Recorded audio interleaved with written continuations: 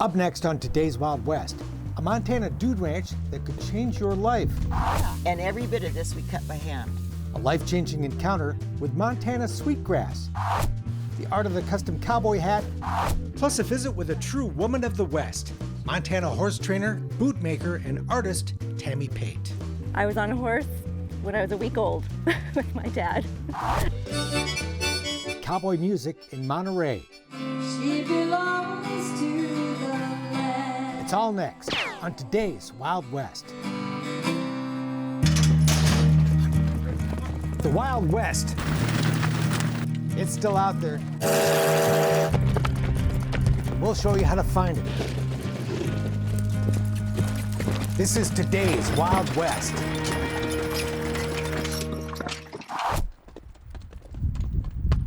The Rocky Mountains, God's greatest sculpture. That line from the movie Jeremiah Johnson rings especially true on this summer day in northern Montana. And there's no better way to gaze at the towering peaks and awesome vistas than from the back of a horse. It may look like we're in the middle of the wilderness, but this is actually just a day ride out of Deep Canyon Ranch. On a ride of just a couple of hours, we'll ford a mountain river, ride trails that cut through deep woods, and emerge into a vast mountain meadow with spectacular views. Our leader is Wrangler Dave Hovde, who's been giving tours of what he calls his backyard for more than 35 years. You like to show people your backyard, your house, whatever, something that you've put together. Well, I didn't put this together, but it's a really cool place, and it's my backyard, and I love to show it to people. At lunch, we tie up the horses, take a perch atop a cliff that towers above the nearby ranch headquarters far below. But as magnificent as this country is, it wouldn't be much fun to be out here all by yourself. And while the Rocky Mountain front is a powerful attraction, there's something deeper that draws guests to this ranch and keeps people like Joanne Vincent coming back year after year. Well, the people are very nice. That's one thing. Everybody's so relaxed and so friendly, and everything is so nice, like the scenery, everything. It's just incredible. I always want to go back. I feel more home here than my own place. Yeah? Yeah. Really? I always cry when I leave, that's for sure. Lots of tears are shed at this place. It's really more of a refuge for the soul than anything else. We get a lot of guests, I think, that come here with a lot going on in their lives. And a lot of times it's women, surprisingly enough, that come here because they're going through something they find that they're needing to sort through. A trip to Deep Canyon is more than just a vacation, as important as that is. Time spent here gives people a chance to get out from under the pressures of day-to-day life and perhaps reflect on where their lives are going. And the wonderful family that owns this ranch believes it's their mission to help people do just that. They come, and within the first day, they're just laying it all out there, and they find an environment that they can trust. And we really feel like it is a ministry of sorts, because we just treat them like they're a friend, and we do genuinely care for what they're going through. Deborah Renteria runs the ranch with her parents Chuck and Sharon Blixrud, who've been welcoming guests to this part of the West for more than 56 years. Our mission is to help people reset their clocks. Sometimes where you're working, you can't see a solution, and then you get away from it for a little while, and so all of a sudden the answers will come. That's a lot of what I think we're here for. Now, don't get me wrong, Deep Canyon is a Western ranch. It's great to be up in the morning and watch the sun light up the surrounding granite. A cool old buffalo skull hangs from the ranch gate. Dave is up early to saddle up the wrangle horse who's been kept in overnight in the corral to ride out and gather the guest horses from their pasture. We'll see you in a little while. All right. There's no cows here on the ranch. Instead, this mountain country is home to elk, deer, and bear. Dave's more of a packer than a cowboy, a horseman who leads wilderness pack trips into the backcountry as opposed to cattle drives. But it's still plenty Western. There is a certain mystique about the West and cowboys, and we're part of that, you know, just with our horses and mules and what we do. People come here to experience the West. However, without people, the West can be nothing more than real estate. But this magnificent country, the horses, the rustic lodge, and all the rest, provides the perfect setting for people to connect. You know, it's just a cool place to be. But once they come here, what you end up doing is building a relationship with them. So they end up going home as friends. They come as guests, go home as friends. And that's the big thing, you know. That's what causes them to come back again. You might just come back for the good food, too, like thick slices of ham and Dutch baby pancakes for breakfast. That's all a part of the experience too, is eating well. We have a long history of good cooks in our family, and so that's important to us, the standard of what comes out of the kitchen. This is a riding ranch, but the streams the horses cross are also excellent for fishing. You can hike, watch birds, explore the wildflowers, or just chill. We've got one guy from New York that comes for 3 weeks to every spring. He brings several bottles of scotch and several cigars, and he never leaves the grounds on foot by any means. He drives to town every day and gets the newspaper and comes back, and he just sits, he stays in the trap line where he can see Ear Mountain, and he's happy. He feels like he comes home. He feels like he's coming home for 3 weeks. But Deep Canyon also has a history of drawing those who need more than that, like the newly widowed 28-year-old who wound up sharing her tearful story with Deborah. The day she was checking out, she said, I don't want to leave. And she says, I don't suppose you have something for me to do. Long story short, I got to thinking, because we ended up shorthanded. We knew we were going to be shorthanded come the 1st of August, and I called her and I said, hey, what do you think? And she said, I would love to. She just felt that this was a really good place to work through her sadness and her grief. She felt safe and loved and cared for, and so she'll be back. That's actually, I think, what this place does. Deborah says many people take a vacation that doesn't provide any real relief. Not the case here. As grand as a mountain ride can be, it's really just a gateway to a place of restoration and even healing. The feeling of contentment and peace and relaxation, I think, does something to your soul. When people leave and you see a tear in their eye, or you get a good firm handshake when they leave, or that's what's rewarding. People come and they just fall into an easy pace here that I think when they leave, they just feel like they've really had a vacation. Up next, making candles, soaps, and dreams come true with Montana Sweetgrass. On a quiet country road outside Great Falls, Montana, you'll find a small field of tenderly cultivated grass. It may not look like much, but this fragrant plant is known as sweetgrass. Braided bundles of the grass have been burned as a kind of incense for countless generations in sacred Native American ceremonies. Today, the precious harvest from this tiny plot of ground and the candles, soaps, and other products made from it are making the dreams of Native American Tony McClue finally come true. My daughter-in-law flew up from California and said, you're going to do this. I even get choked up.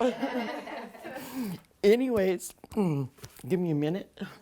15 years earlier, the single mom spotted an intriguing basket of sweetgrass displayed at a gift store. And I thought, that's very interesting. You know, I think that would be interesting. Let's go this way. An idea began to grow, one that never let her go. And I had this business in my head for a long time. I knew what my labels were going to look like. I knew what the bottling was going to look like and everything, but it's all in my head. But at times, working several jobs just to survive, an idea is all that remained. Then 6 years before our interview, Tony's hours were cut back to part-time, and she finally quit, took the plunge, launched her business, and never looked back. One day I walked out there and I go, just do it, you know. A one-time art instructor, Tony put her creativity to work, cultivating her grass and marketing it in bunches, braids, soaps, body mist, bath salts, candles, and other products. Candles made of sweetgrass. Well, it has the sweetgrass scent to it. The great appeal of sweetgrass is its sweet scent, which comes from the coumadin the plant contains, a chemical used to make blood thinner. Tony grows all of her own grass and gets 2 harvests a year out of this plot. But it's a lot of work. We actually sit down in the grass. Yeah. And every bit of this we cut by hand with scissors. We'll grab a handful and cut, and we've done this whole field. Once it's harvested and cut, and it's laying in a swath out in the field, then we'll bring it in, and we'll clean it. It takes up to 3 cleanings to get the grass prepared to market in bunches or braids. And we do thousands of these at a time. And nothing is wasted. Any excess clippings are used to create Tony's handmade candles and other scented products. And the learning never ends. This sweetgrass has taught me every year. It teaches me something new, doesn't it? Every year.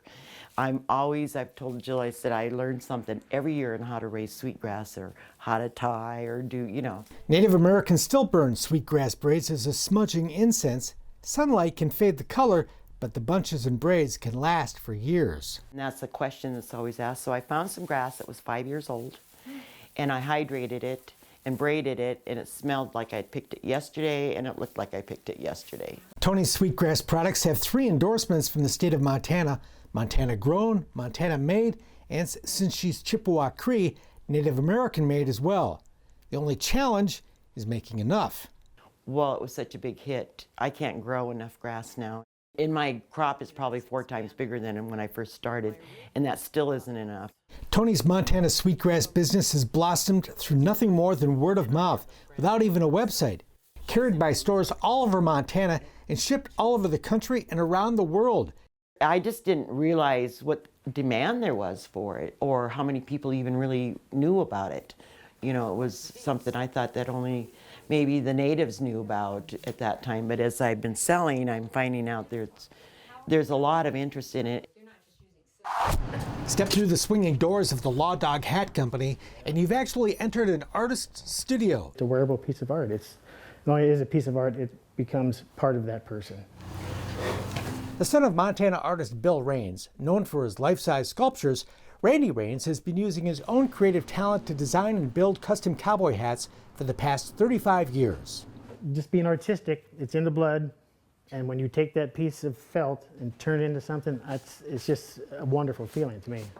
I just love it. The dozens of handcrafted hats displayed in his Billings shop are an amazing variety of shapes, sizes, styles, and colors. Who would imagine there are so many variations on a cowboy hat? People sometimes think, gee, there's black and brown and silver belly, and that's all my choices are. And there's more than that. Same with the brim. Some people like a big brim and they can't find it anywhere. We'll do all that. I mean, whatever you want to do, I'm your guy. Some derby hats are in the mix as well. And the one that grabs everyone's attention is the purple top hat, ordered by a musician who never picked it up. Yeah, that one is one of the most tried on hats in the shop. Randy was just 19 when he was first hired to clean and repair hats at a custom hat shop, and within months was promoted to making hats himself. Something coming from me, it's got to look really good. So I took that as my own product, if you will. They're called hat bodies or hat blanks. Like a painter's blank canvas, Randy starts with a raw felt hat body. When it's finished and done into a customer's hat, we finish like that. So we'll take the raw blank, put it over the steamer. It usually takes a good half day to craft a custom hat. And we pull that over the block. But on this Saturday, Randy gives us a quick time demonstration. The rope here ensures that the size isn't going to stretch out on them. Blocking the hat is step 1. It's going to be a 7 1/8. For sizing. A 6-inch crown, which is open from this point to that point, and a 4-inch brim is the most common size. A steam iron flattens out the brim, which is then trimmed. And that trims it off there. Then comes the sandpaper. As long as you know what you're doing, you're not going to hurt it. You're going to make this felt smooth because it's got a rough feel to it right now. After another dose of steam and a spray or two of stiffener, shaping begins with the crease of the crown. But you want to make sure it's exactly in the middle. The fit of the hat depends on the shape of a customer's head, which come in a wide variety. Round, crooked. They've had a hat that sat on them for years. It's always set off to the left or always set off to the right. I've never had one fit. I think we talked about it with you. Right. I'm one of those who's always had a tough time getting a cowboy hat to fit right, until I came to see Randy. They always thought the hat was messed up. Well, it ends up being that person's head might be crooked. They might be too round. All that I can fix. And that's what people like, is it's for years I dealt with this and I didn't know it was me. But when they leave here and they're thrilled because the hat sits straight on them, yeah, that's a great feeling also. So this has all been what I call the fun part. Some hat makers use a machine to measure a customer's head size and shape, but all Randy needs is a cloth tape measure. As looking at their head, I can always tell if it's round or crooked, long oval, round oval. It's part of being in business for so many years. I can't help but look at a person's head, their hat, I see movies, I'm looking at hats. And he can make any custom hat you want, including duplicating one from your favorite Western movie. And most of the time, I'll have the movie and I can just fast forward, pause it on just a perfect shot of that hat and make it just like it. A Western film is always playing on the big screen TV in Randy's shop, which is decorated with his collection of vintage Western movie posters. I love old Western movie posters. This particular print I found. Randy makes the rustic wood frames himself, along with much of the furniture in his shop, most of which is for sale. Woodworking, another passion of this talented man. I had ideas of furniture I wanted for my shop, and you couldn't just find what I'm looking for anywhere. So I thought, I've been woodworking for years, so I'm just going to make my own stuff. It's beautiful. Thank you. It is a very cool shop. I'll be working on a hat, or I might see a movie or something and go, I like that hat, but this could be done or this could be done. I'll go, I need to make one like that. Many of Randy's customers never actually set foot in Billings, ordering over the phone or online instead. But however it's done, the goal is always the same. Whatever makes them happy, that's what I do. California or bust, yeah, that's the story of the wagon train rolling, no, story of the wagon train rolling, yeah, story of the wagon train rolling west.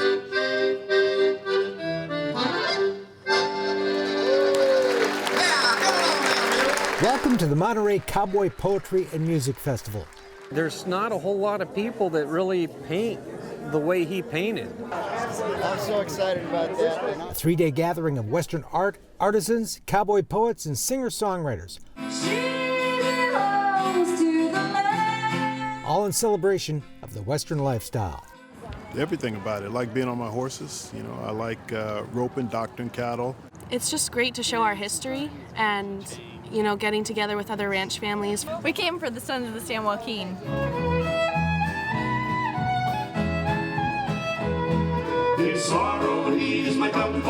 The cowboy music you hear at this festival is not the country music you hear on the radio.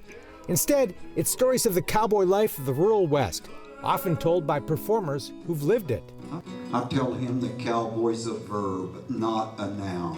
It's what you do more than a name. Like poet and storyteller Waddy Mitchell, who spent decades as a working Nevada cowboy.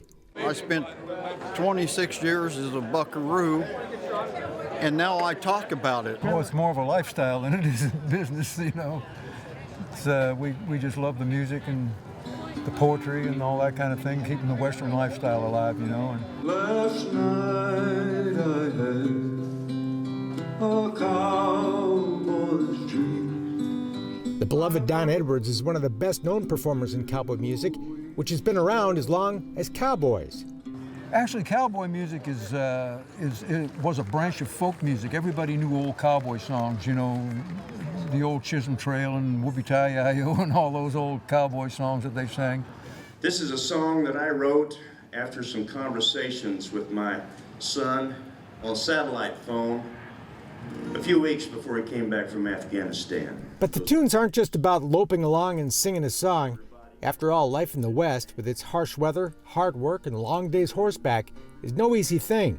And performers aren't shy about writing about those realities and other issues as well. That transport chopper's leaving now to take us to the plain. Me and my boys are good as gone. So, Lord, heal our nation. Oh, Lord, heal our land.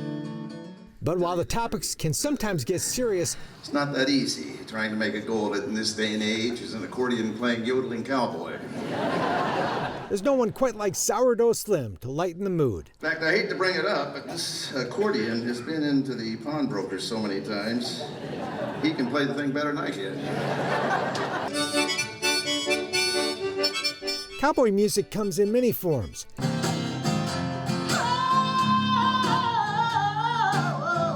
Like Kitty Moffat's serenade to a girl's best friend, her pistol. Radiating heat from her custom holster.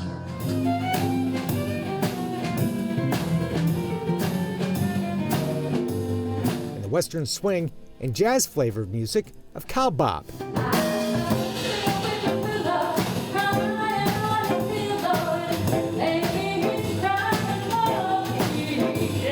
There's other talent on display at the festival as well. One of the cool things about the Monterey Festival is the gear show. Here you can find all kinds of cool cowboy stuff, art to hang on your wall, jewelry to hang around your neck, and bridles, bits, and spurs for your horse. And this is our line of what we call horseshoe brand hardware that you would use on the Western gear. Colleen Watt is manning the booth for husband Jeremiah, a well-known custom saddle maker and silversmith. He does it all hand engraved. Here's a piece of his, this is a bracelet that he made many years ago.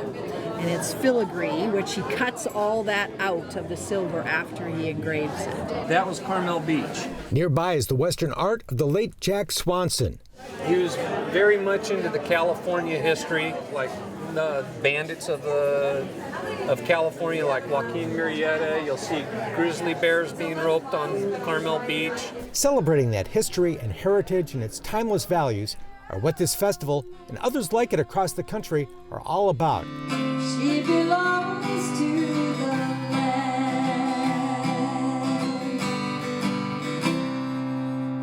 Few people would associate Monterey, California with cowboys, but this is where the Spanish introduced the cattle ranching lifestyle that gave birth to the vaquero traditions that eventually developed into what we now know as the American cowboy. The Spanish people brought the cattle here, and the Spanish people brought the horses here. So, kind of got to say that there'd be no cowboys without the Spanish culture. And we honor that here in Old Monterey. And California is a great example, historically, of the true roots of our calling. California was one of the largest cattle producing states in the nation for many, many years. And it's still a very huge competitor in the cattle industry.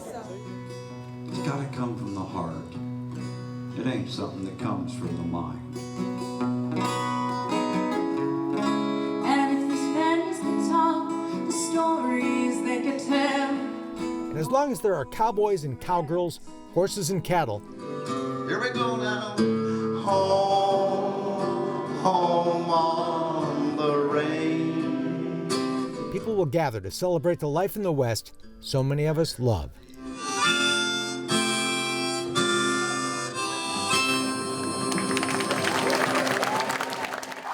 I was on a horse when I was a week old with my dad, and every day since. There's lots to love about the American West, but the best part of it all are Westerners. My dad was a rodeo steer wrestler. And there may be no better example of that than Tammy Pate. All of my summers, anytime that I could get away from my parents, I was with my grandma Betty riding. The horse trainer, cover girl, cowgirl, mother, and wife of acclaimed horse and livestock trainer Kurt Pate is also an artist, a bootmaker, and instructor of a unique program that combines yoga and horsemanship. When we're riding, what are we trying to do? Yoke or unite with another living being. We met Tammy at her family's ranch in tiny Rygate, Montana. My grandma raised 4 boys in it, and it's about 1,000 square feet. This home's been in Tammy's family for 4 generations. This was a railroad building that was moved here. Driving by what might appear to be a rather modest-looking ranch property, you'd never guess at the hard work, entrepreneurial spirit, and can-do attitude that goes on here. This was an old ice house years ago, and we have remodeled it into my boot shop. I love butterflies. Butterflies are very traditional in boots. Tammy was a newlywed living in Helena, working as a tailor and repairing some Western furniture when she asked to use the sewing machine of local bootmaker Mike Ryan. He said, I'm 5 years behind in my bootmaking orders. He said, do you want to learn to build boots? And I did. These are a couple of pairs that I built. Tammy built dozens of pairs of boots for Mike and now has all the tools and machines to make her own. They're ancient. The sole stitcher shaped the heels with. So the only nails in this boot are the nails holding on the rubber heel cap. Everything else is wood pegged and hand sewn together. Boot making was really just another expression of her artistic talent. I love to do inlays. That's my thing. That seed was planted by her beloved grandmother. I think she was 89 here. She was your mentor? Yes. Taught me everything. To cook, sew, ride. Tammy spent many a day riding with her grandmother while growing up in this country, where she also learned to rodeo My dad was a bulldogger. He was our coach. I have 2 younger sisters, and we practiced every single night. She went on to become Miss Rodeo Montana. And we had a fundraiser, and I drew that picture. And my grandpa, who owned this place, Grandpa Gene Clark, bought that. And so my grandma left it in the house, and I got it. I love art. Yeah, I want to be an artist when I grow up. Well, so is horse training just a sideline? Yeah, I think so. Actually, they're all sidelines. Her husband Kurt is a favorite subject. I love painting our life. Kurt was on the road teaching a clinic when we stopped by. Her bronc riding son Miles was down the trail somewhere too. This is Mesa. Hi, Mesa. But daughter Mesa was home from Oklahoma, where she's enjoying growing success raising bucking bulls for the rodeo business. I had a bull called Highway 12, and he was in the running for Bucking Bull of the Year. So now it's a family operation raising the bucking bulls, huh? Yes, yep, takes a village. That's a whole nother story. But training and handling cows is very similar to dealing with horses. The same principles apply working cattle or working a colt and a round pen. Balance point, pressure, flight zone. Tammy also uses those principles in her yoga and horsemanship seminars, teaching fundamentals that can be applied anywhere. The main thing that I try to get through to people is confidence. Because when we're confident, we can have fun, we can aspire to our dreams, and confidence is the hardest thing to teach, really. There's no confidence builder quite like becoming confident horseback, which can lead you to try other things. Have goals that are realistic to achieve, and then when we achieve these goals, I think that's how we build confidence. It was found on this place. Perhaps that's what the Spirit of the West is really all about, and why, as long as there are people like Tammy Pate and her family, the American West will have a great future. That's it for now. We're back next time with more cool stuff from today's Wild West. I'm Mark Bedore. We'll see you down the trail. For more information on the people and places featured in today's Wild West, or to order show DVDs and books, visit todayswildwest.com.